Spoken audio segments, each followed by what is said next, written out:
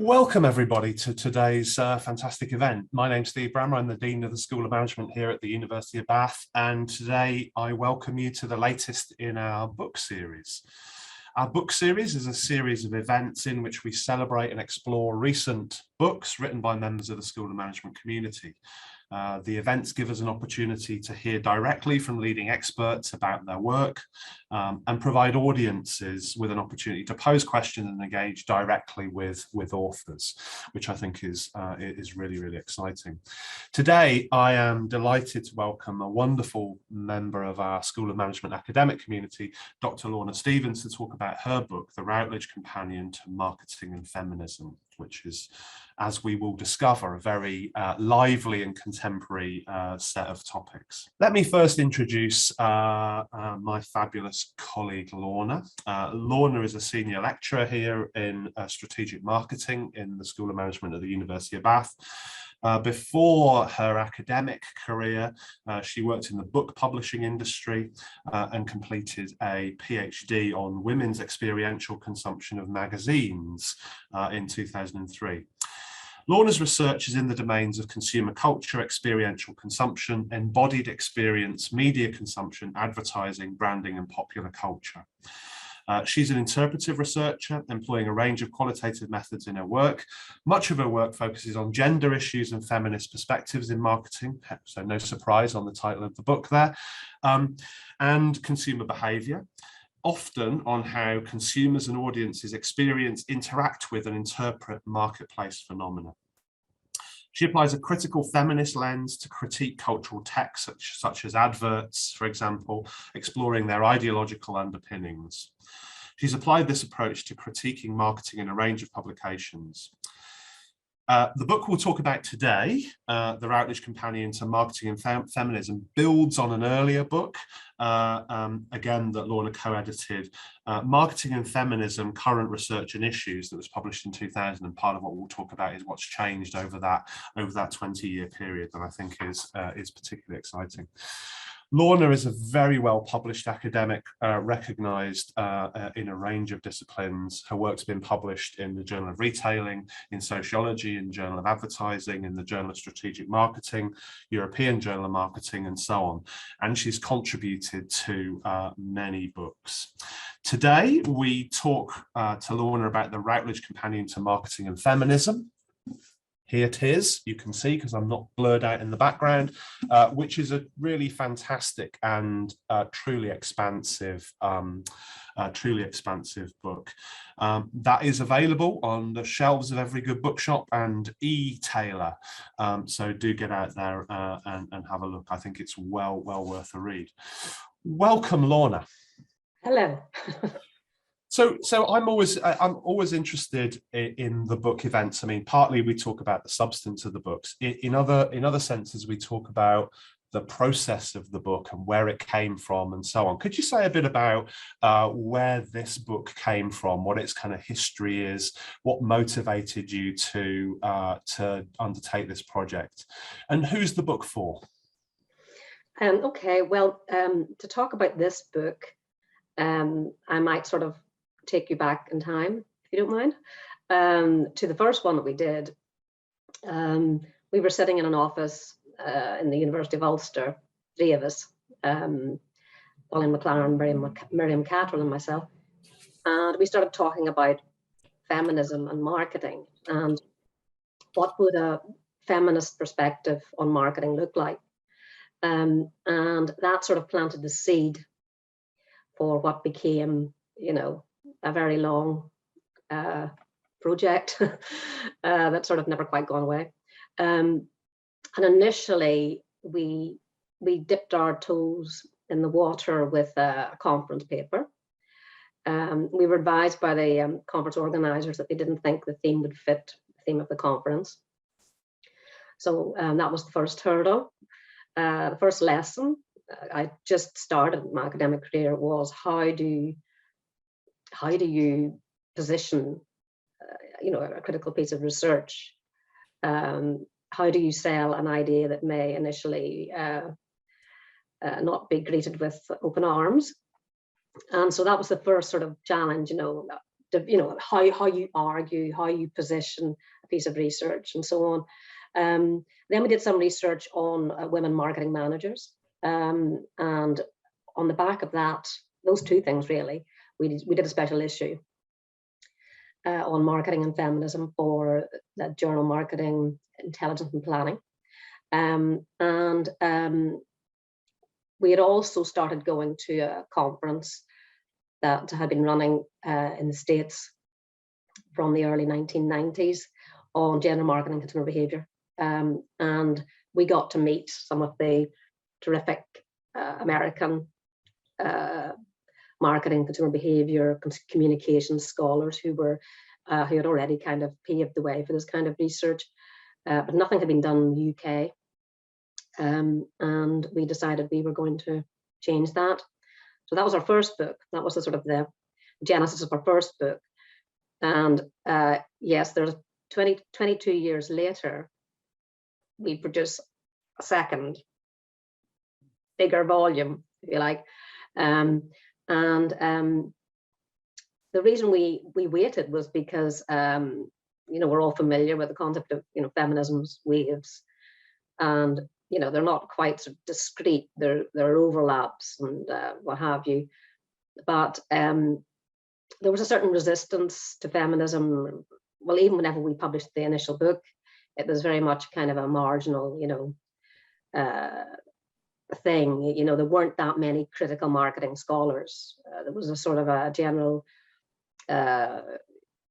mood of acceptance of the way things were, but there was a growing body of people who were starting to kind of take a more critical perspective. And obviously, we fitted into that broad church, if you like, of critical marketers. And we talked about doing a second volume over the years. There was a general sort of perception that, well, things like identity projects became the thing, and feminist perspectives had kind of waned at that point. And then suddenly there was this renewed interest, from young scholars, from a sort of renewed interest in feminism in the marketplace, on social media and so on, a sort of resurgence of various movements, feminist movements. And we thought, okay, this might be a good time for us to start thinking about volume 2. So that was sort of the genesis, if you like, of how it came to be. So let's go back to basics for folks like me, in a sense. When we say a feminist perspective on marketing, or when we talk about marketing and feminism, what are the defining characteristics of that? Compare and contrast for me marketing, sort of just regular old marketing, with a feminist perspective on marketing. Mm-hmm. Well, marketing originated in economics, and it had a very kind of a masculinist perspective. It was a gender system, if you like. It was a binary system with the producers positioned as male and consumers positioned as female, and that had been the case from the post Second World War period. And there were lots of sort of critiques, feminist critiques of the marketing system. If you go, right back to classics like Betty Friedan's The Feminist Critique, the Feminine Critique. The Feminine Mystique. I've got Feminist Critique on my brain. The Feminine Mystique, which was published in the 1960s. And so there were things that were sort of critiquing that system. And critique sort of growing about the fact that marketing was very masculine. A lot of the theories in marketing are masculine, quite militaristic. For example, targeting consumers, market penetration, which we could say is that military, or is that a sexual image, but there was a sort of sense of marketers found out what consumers wanted, and then you could say served their needs, or you could say it was there was a power imbalance, if you like, at the heart of marketing. And it was very much focused on a sort of a micromanagerial perspective. There wasn't much critique of marketing and the way marketing was done. And even in the 1990s, that was starting to change. We sort of talk more about relationship marketing, which you could say was just another form of manipulation and exploitation of consumers. But nevertheless, it was a sort of a shift in a more kind of a broader, more macro, more critical perspective. And feminist perspective is looking at the underpinning ideology marketing and its focus on producers and consumers, and seeing marketing more as it exists within a sociocultural context, within a wider environment. And another issue with marketing is that it was very male dominated. Even though marketing is one of those disciplines that attracts a lot of women, somehow that's not visible whenever you look at marketers. There seemed to be this kind of domination by men, and that is historical. It goes right back. One of the things we've done in the book is to kind of shine a light on the forgotten women who actually did shape marketing in the early days, but were kind of written out of the story, and also questioning that power imbalance, and focusing on things like social responsibility. That marketers have social responsibility. People are not just consumers; they are citizens of the world. And certainly, marketing has historically been seen as quite exploitative and manipulative, homing in on people's insecurities. You could say it reflects society, you could say it shapes society, and that it can do, as much harm as good. If you think of some of the, environmental issues that circulate around marketing, which is changing, like over packaging, homing in on people's fears and insecurities and what have you. So it's really about taking that critical stance and thinking about, well, what would marketing be like if it wasn't so macho? Would it be a better discipline? And I mean, that was happening across other disciplines as well. I'm sure you agree, this feminization of various disciplines, throughout the 90s. So we weren't that unusual. We've seen sort of things were going on in accounting discipline, for example. So we weren't that out of kilter with the times. Yeah, I mean, it is a fascinating book in all sorts of ways. One of the things that's fascinating about it is its scale and its scope and its variety, I think, in lots of ways. Can you say a little bit about, the challenge of identifying, drawing together, working with this incredible range of chapter writers to draw together a comprehensive overview of where feminism and marketing is today? Yeah, I mean, over the period of time, I mentioned the Gender Marketing and Consumer Behavior Conference, which initially was held in the States, and then it started coming to Europe, and further afield as well. And it was a conference that took place every 2 years, and there was a very lively community, and that community kept growing. And so there were all kinds of researchers who have been doing feminist research for the 1990s, including myself and Pauline McLaren, one of my co-editors, and new scholars coming in to this sort of gender marketing, consumer behavior, community. And so plenty of research was being published. And then with this sort of resurgence that happened, with the sort of dawn of fourth wave feminism, suddenly there were lots of young scholars, maybe early career researchers, maybe PhD students from all over the world.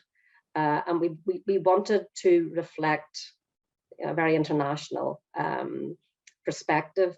We knew what the sort of the broad areas were, and we had a pretty good idea, the three of us, who was doing what where. And it was just a case of starting to kind of contact our networks and say, hey, we're going to do this. Are you interested in contributing? And so we ended up with 30 chapters, and we had some of the old timers. Sorry, not wishing to sound disrespectful. I mean, I'm one of them as well.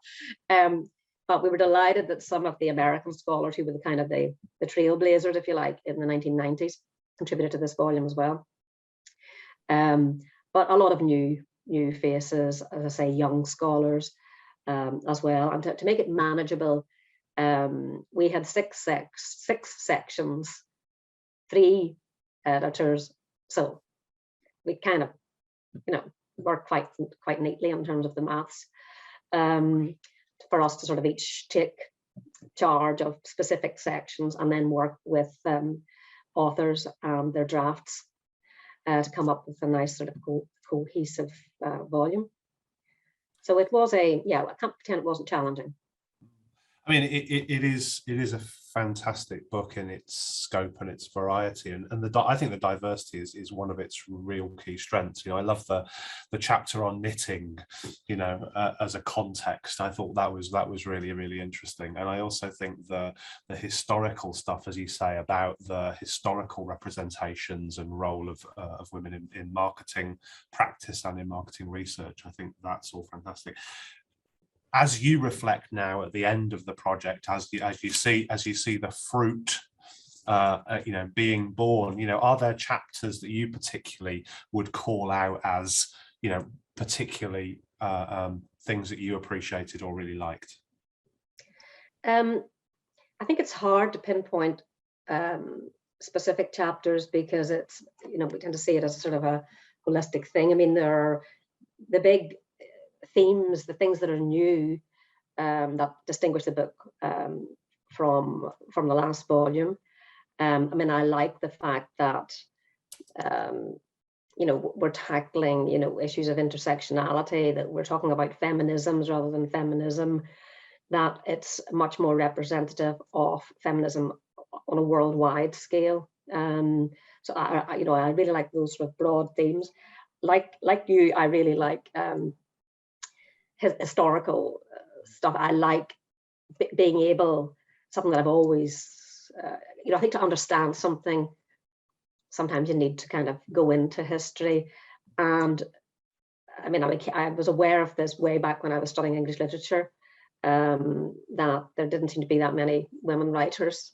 And actually, if you look at, sorry, I'm going off the point a bit, but if you look at, there's a series of books called Legends in Marketing, and needless to say, there were no women featured at all. So our book is shining a light on those women who actually were trailblazers, women working in home economics, domestic science, as it was then, women working in advertising, setting up their advertising clubs and so on. I think seeing,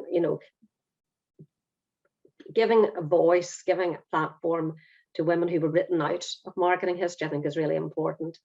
I think, if I was to choose one chapter that I think is particularly hard hitting, I would probably choose Linda Scott's chapter on the XX economy.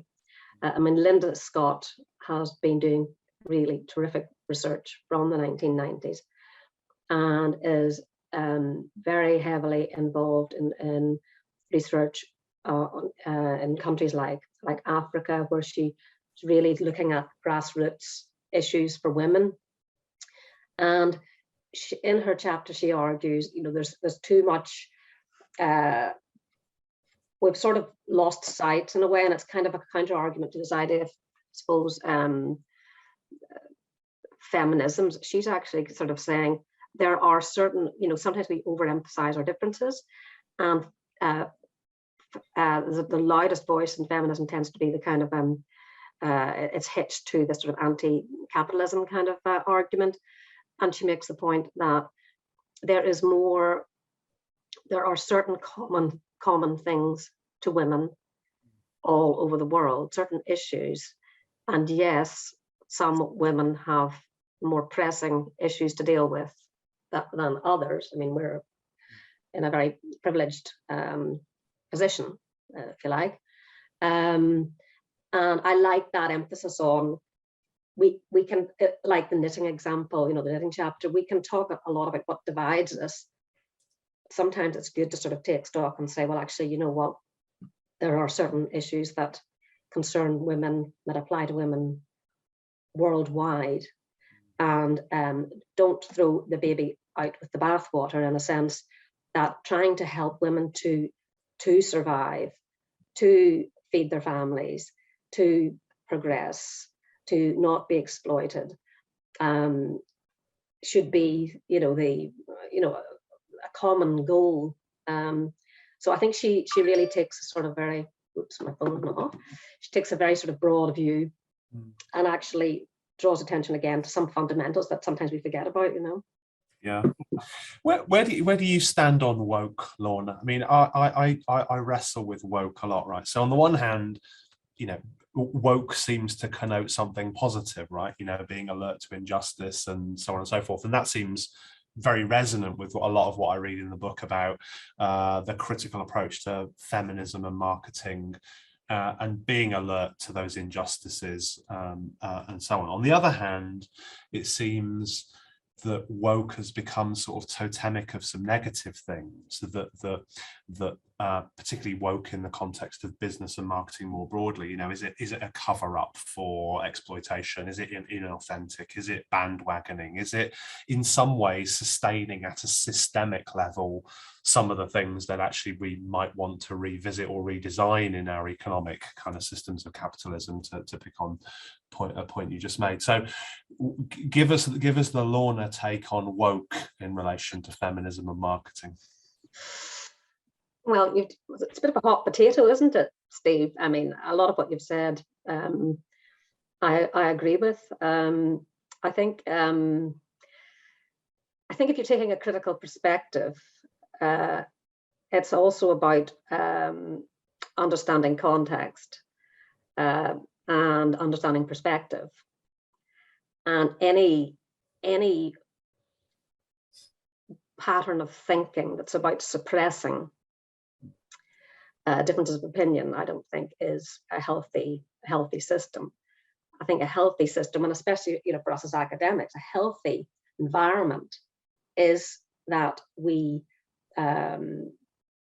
openly debate issues and acknowledge differences, but be prepared to kind of listen to different perspectives. The idea of censoring someone because they have an unpopular view, or a view that has become unpopular over time, I don't think is a healthy, I don't think that creates a healthy society. I think people should be called out, but I also think there should be tolerance of difference. If that's a sort of big diplomatic answer, is it? I diplomacy is always appreciated. I mean, one of the things, you touch a little bit in your answer there on another issue that I think is challenging, and that is kind of cancel culture these days, and that some conversations can be quite difficult to have because they can be quite fraught, and if one is not quite careful perhaps with the way one phrases things, you can end up in some minefields, it seems to me. Have you got any advice on how to navigate issues in the feminism and marketing kind of space in a way that as you say, is an honest conversation can be had, but in a way that is open and welcoming and challenging also, but that doesn't feel kind of too risky for anybody to be involved with because nobody wants to be cancelled, kind of thing. Mm-hmm, mm-hmm. Yeah, well, I think that word nuanced is quite nice because it's about perspective. It's about privilege checking, if you like. I think the calling out phenomenon is on the whole a positive one. I mean, we saw that with the the knitting circles that you mentioned, which is one of the chapters in the book, where the sort of taken for granted privileges usually usually targeting white middle class Western women is a good thing. I think this is slightly off topic, but the girl boss phenomenon, the number of girl bosses that are being called out, is a good thing because they are not checking their privileges. They are not thinking beyond their own individual empires, and often engage in exploitative behavior towards other women. So from a feminist perspective, whilst we talk about feminism, there are certain fundamental principles, and one of them is sisterhood, and showing a little bit of kindness and consideration and respect to your sisters seems like the basic requirement. Not that a successful girl boss is necessarily a self-declared feminist, but that sort of individualistic project, that sort of neoliberal feminist project, if you like, doesn't sit well with a lot of feminist principles. But I also think that we do have to be extremely careful, because things are changing, things are evolving all the time, and we can inadvertently put our foot in it. And I mean, I do quite regularly with my daughter when I'm talking to my daughter, and you can't say that anymore. I said, well, what did I do? What did I just say? So it's trying to be mindful that things do change, and things that were acceptable 20 years ago are no longer acceptable. And I do think the older you get, the more shades of grey you see as well. It's about perspective, it's about context, it's about situations. And whilst there are certain principles that you may hold to, nevertheless, you do need to see things see things in the particular context in which they occur.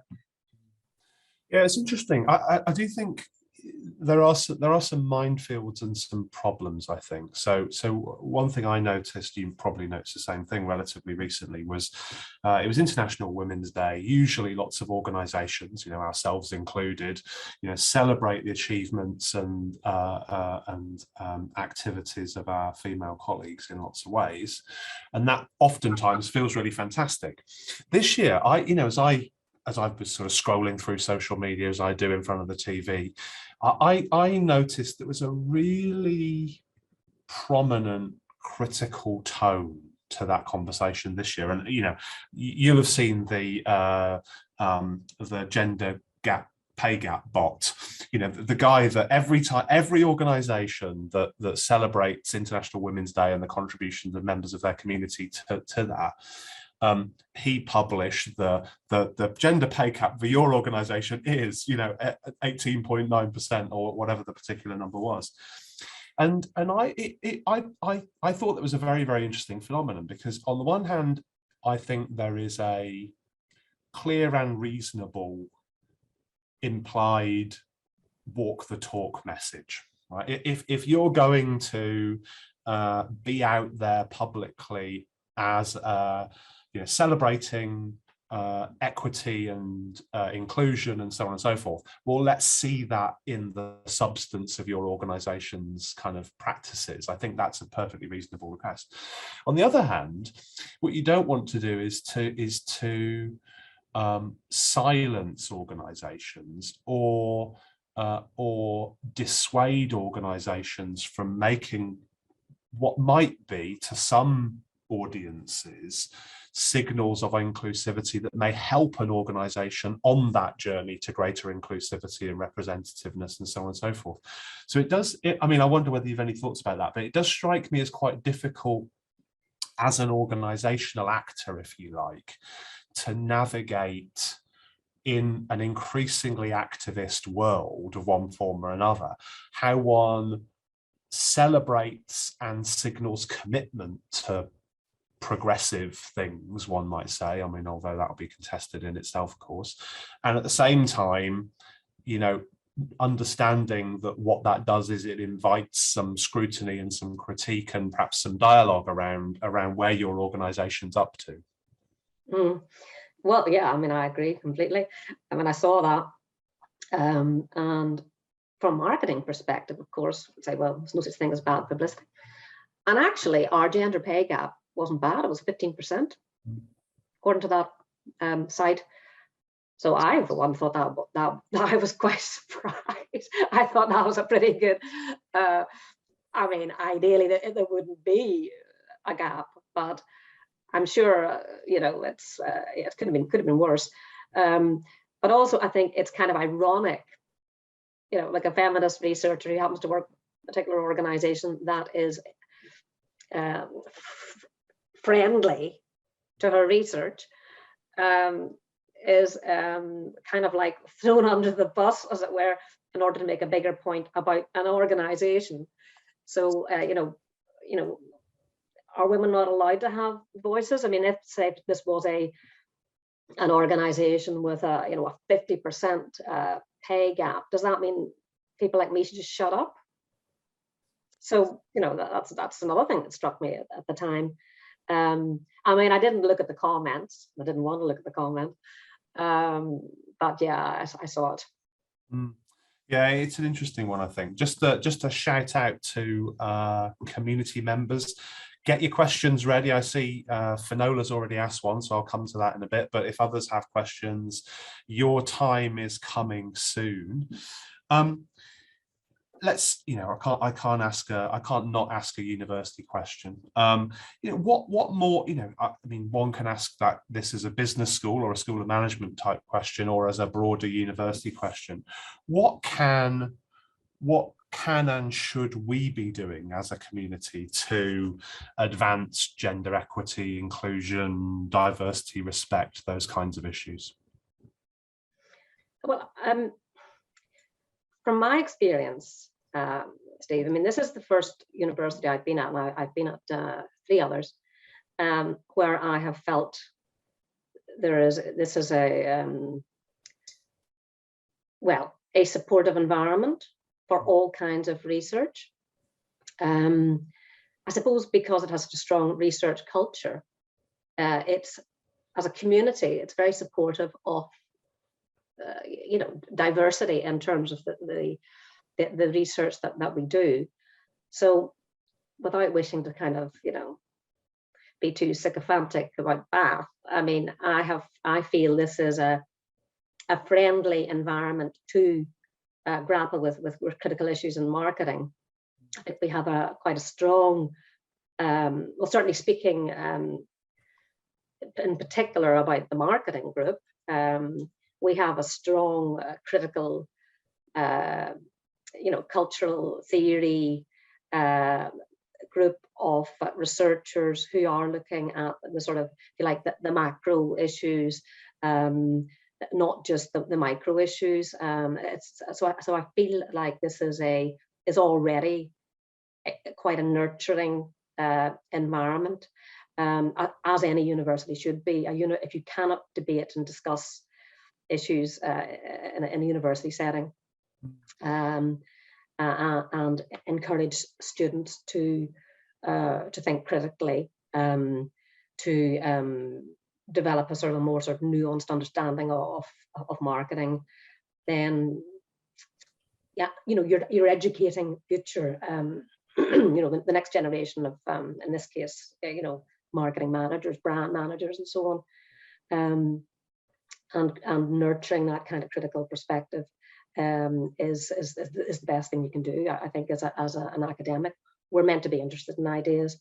We call ourselves intellectuals, and that means we're interested in ideas, and we should be happy and willing and able to discuss, ideas with one another, even if there are differences of opinion. That should be part of a lively, healthy debate.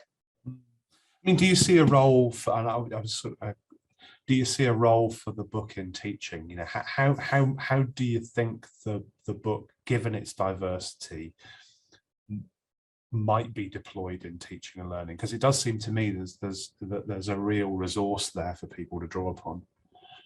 Yeah, I mean, I think that it's been tricky, over the years, because feminism gets a bad rap. It's still a bit of an F word, and it's very tempting to kind of like play it down. It has been at various stages in my career. Emphasize you do gender research, play down the feminist stuff. Simply because of the reaction to it. I mean, when we set out, we were dubbed the three witches by our male colleagues. And there was a bit of a witch hunt going on, in fact. So we know what it's like to stick your head above the parapet and risk getting it blown off. So it is a hot potato, to use that phrase again, and it's becoming acceptable again to be upfront about it. But in terms of teaching, it's like any ideology, any sort of political kind of set of beliefs. You can't jump, get on a soapbox and bamboozle people into thinking a certain way. The most you can do is kind of try to create a sort of a slightly more sort of nuanced questioning environment. And you can introduce feminist research methods, for example, which I've done in my research methods class, showing how, what feminist methodologies look like, how you can take a sort of a more critical view to, say, advertising, the marketing system itself. I mean, many students, as we know, particularly in the school, are interested in sustainability issues. And I don't know if Pierre's here, but I mean, Pierre and Andy Prothero wrote about green marketing way back and presented at the first conference I was at a time when, the green marketing book was it was like a paperback, and very, very, seemed to be very, very much outside what, marketing was talking about. So issues like that have become now embedded in marketing. And I'd like to think a lot of the sort of principles of feminism are also increasingly embedded in marketing. But it is, like, as I say, like anything like this has to be handled with care, because you cannot impose personally held views on other people, especially not now, because everybody has a right to their own opinion. You can sort of introduce ideas and have debate, discussion about them, but nobody likes to be have somebody Preach at them, yeah. Yeah, preach at them, that's the phrase. Yeah. We've got some fantastic questions coming in from colleagues, so I might begin to work my way through those and suspend my own questions that I might get a chance to come back to. Finola asks, I think, a really good question, building on your your reflection, Lorna, on the resistance that one still encounters in relation to feminist approaches to marketing and publishing and so on and so forth. And Finola's question is, we still see such resistance in reviewer comments in some conferences. What advice do you have for those taking a feminist approach in their research, seeking to make their way in academic research these days? I think nice to have you here, Finola. I think it's a lot easier now than it was in the 90s when we set out to sort of carve this path for ourselves in a pretty hostile environment, to put it mildly. I think it's a lot easier now because, like the feminist movement itself, there's strength in numbers. There's no doubt, quite a significant period of, portion of my career, I felt quite marginal and marginalized at times. But I think that conferences bringing people together, there've been loads of special issues on marketing and feminism, spate of them actually in the last 5 years, 10 years. Over the last 10 years, there's been this resurgence. And, that's, whenever this community is strong and the support is strong, then more people feel comfortable participating.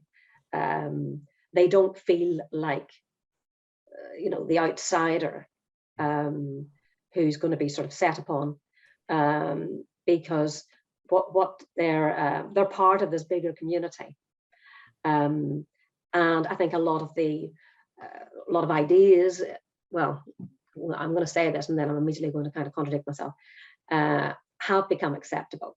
But that said, there's a lot of things that are cyclic and they just seem to sort of constantly, there are certain themes that just refuse to go away. And you were talking about the backlash, against Bath after that post.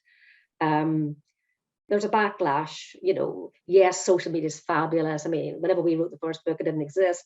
But as we know, it has a dark side, and quite a few of the chapters address the dark side of that. It's a scary old world out there, it's. But I go back to this idea of community, that there are plenty. Yeah, I mean, certainly it seems to me there, as you say, with community comes various things, doesn't it? It does come the special issues. I also wonder. I guess the question, kind of, what one more particular form of Finola's question would be: is there still a problem in mainstream marketing, do you think? Because I see a lot of gender and feminism's work in broader business and management studies, and of course, we're all part, we're sort of sub-tribes within a big tribe, aren't we, in a sense? Do you think there is still a particular problem in, if you like, mainstream marketing, or do you see even their space being opened up these days? I think for sure. I mean, we kind of now sit under this sort of umbrella of critical marketing, and it is a huge. There are a huge number of scholars who take a more critical perspective to marketing. So, feminist researchers have found, there's a very large tribe that we're part of, if you like. But I do think there's certain issues that are very persistent, and they're probably not going to go away anytime soon. And there is still a very strong sort of micro managerial focus in marketing, which, that's not to say one shouldn't think about managerial perspectives, but often this perspective ignores all the big stuff going on that have an impact on organizations, have an impact on consumers, and so that's happening more and more. I mean, there's some terrific journals, marketing journals, that are addressing the sort of the bigger issues. Journal of Macro Marketing, Journal of Historical Research and Marketing, shining a light on the forgotten. Yeah. Can I say heroines, or Yeah. I think that's a fair word, I think. Yeah, I'm talking about women, who were, written out of marketing history. So I mean, all of that's a good thing. But there's no doubt about it that, I mean, even coming along to this today, I was feeling defensive. I thought, oh God, talking about feminist, and yeah, I mean, that's a lifetime experience that it can be very unpalatable for a lot of people, and you do need to kind of raise it with caution. Elizabeth Montague asks a really good question, I think. What do you think is the most misrepresentative stereotype of women in marketing, and why do you think it's been maintained? Oh, Lordy. Well, this is kind of outside of the book, but one of the things that I think is very deeply embedded in marketing is this, and there's been a lot of advertising research shows this as well, is that women tend to get pigeonholed into certain roles in marketing. So we're seen to be the communicators. We're good at relationships. We're the cosmetic face, if you like. We're good at the frontline stuff, good at the customer service, customer relationship stuff, perceived to be. And the roles within marketing are still quite gendered. I mean, there was research done just in the last 2 years about the advertising industry. Creatives are still primarily men. Women get the kind of, account management type roles. And yeah, this kind of perception that all that kind of, emotional labor is better done by women is a huge gendered issue, because it means that certain roles may not come women's way, like more strategic roles, the roles that are paid better, for example. Well, typically. And women's come across this sort of, they get sort of siloed into certain sort of areas of marketing and find it really hard to kind of, to get those more strategic roles where they can really kind of make a difference. Yeah, another great question from Julia Adamchak. Over the last 20 years in your career, have you personally registered a shift in corporate interest in understanding feminist approaches to internal marketing, recruitment, other things? And or, have corporates sort out your advice or your insight on topics? So do we, I guess the broad question underpinning that is, do we think that organizations are interested and learning and making progress, building on this body of work now that you say has really kind of flourished over the last 20 odd years in relation to feminism and marketing?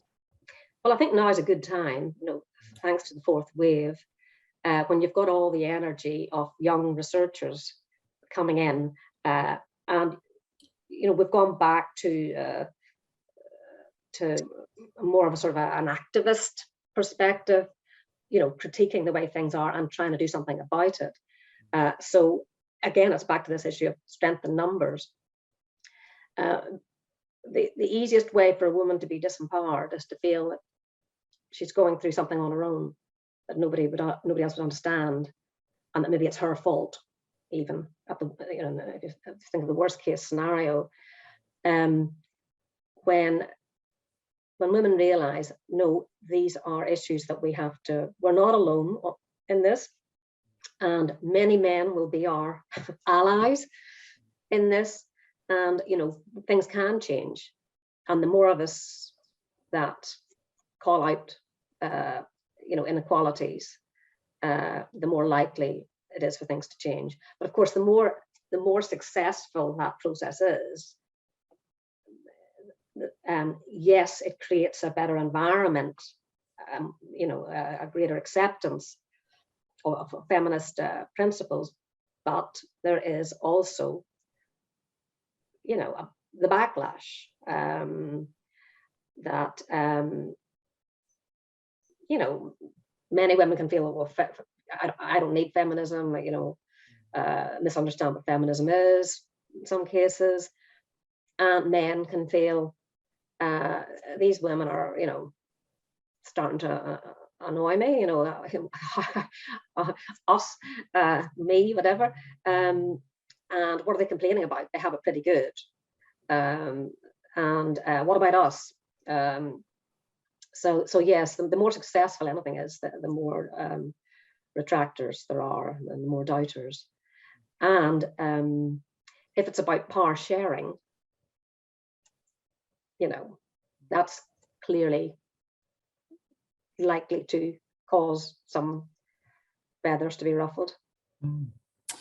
Sarah Gloser thanks you for a fascinating discussion. So thank you for that. She asks though, do you have any brands, campaigns in mind as you think about marketing and feminism, where you see a particularly good job being done of promoting feminist issues?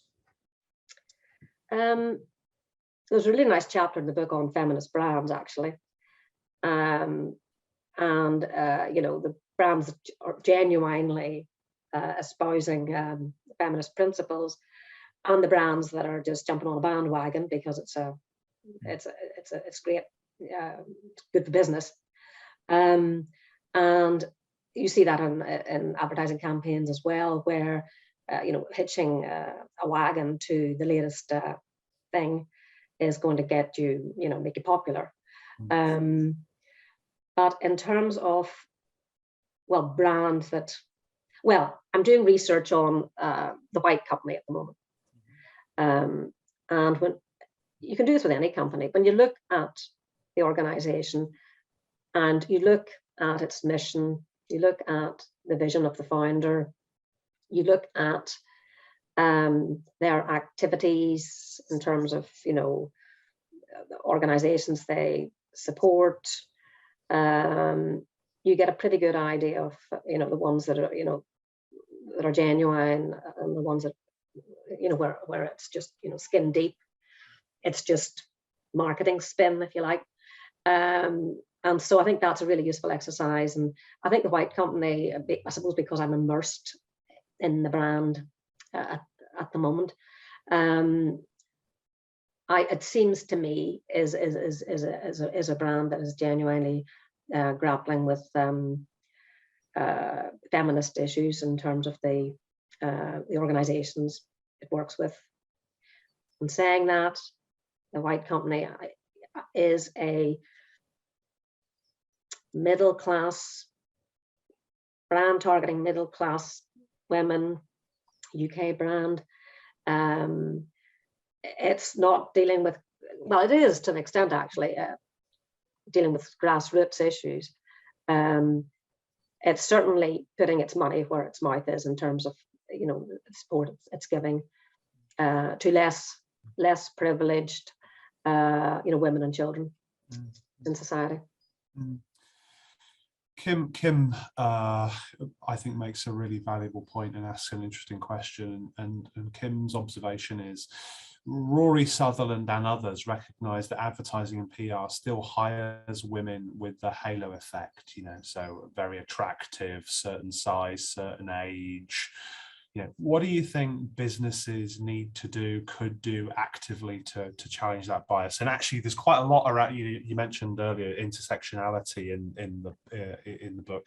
It does seem to me that marketing does have, you know, you might say corporates more broadly have a kind of problem in terms of, you know, when they're looking for women, or when they're recruiting women, or when they're promoting women, it's a certain kind of woman that they seem to be sharing with the world, if you like. Well, it was ever thus. That wishing to sound too cynical. It was ever thus, and you know, given, you know, we're living in this very visual culture. You know, we talk about the selfie culture.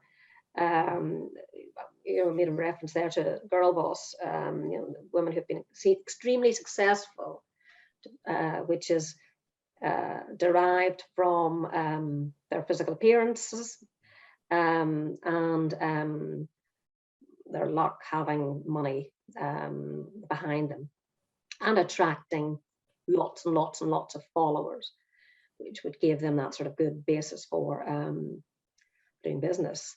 But there has to be an active policy to ensure that the women that are hired are not the women that just the women that Kim describes. But women have always been defined by their physical appearances. I mean, we have a chapter in the book on the hostility, venom, if you like, directed at older female politicians. A study by an American, she's actually in politics now, American academic, looking at ageism and the focus so often in media critiques of women politicians is the physical appearance. So it's something that seems to be just embedded in society, and it always has been, and but unless there's a sort of an active policy to resist that, I don't know, it's a complicated issue.